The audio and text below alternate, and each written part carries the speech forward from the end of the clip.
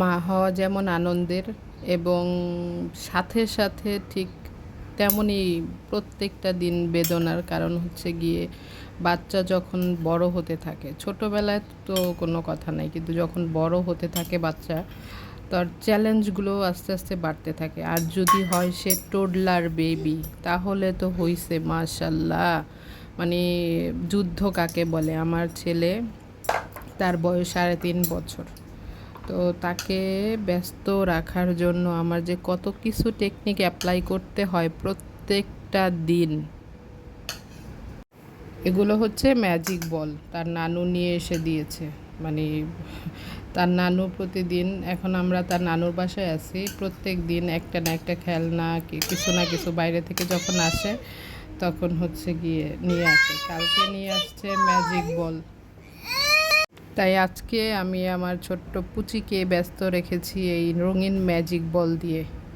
এই ম্যাজিক বলগুলো দিয়ে মানে আগে আমরা ছোটোবেলায় অনেক খেলেছি, মানে রং বেরঙের কালারফুল, একদম প্রত্যেকটা কালার এখানে আছে, দেখতে কিউট লাগে। আমার তো ছোটোবেলার কথা একদম মনে পড়ে গেল। ছোট্টবেলায় কত যে এই ম্যাজিক বল মানে নিয়ে এসে খেলতাম।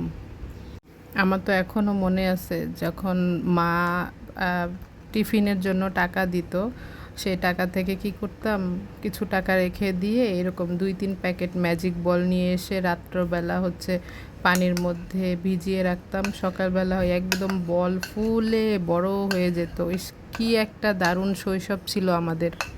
জীবন আসলেই অদ্ভুত। আর এখনকার বাচ্চারা মানে ঘরবন্দি টিভি, মোবাইল, আইপ্যাড, কার্টুন, এছাড়া ওদের দুনিয়াটা আসলে ছোট হয়ে গেছে। আমরা যখন শৈশবে, আমাদের শৈশব ছিল তখন মানে কত যে মজার শৈশব ছিল, মনে মনে হলে এখনও মন খারাপ হয়ে যায় আমার, যে শৈশবটা এত রঙিন ছিল। আর আমরা এখন আমাদের বাচ্চাদেরকে কি দিচ্ছি, কিভাবে বড় করতেছি।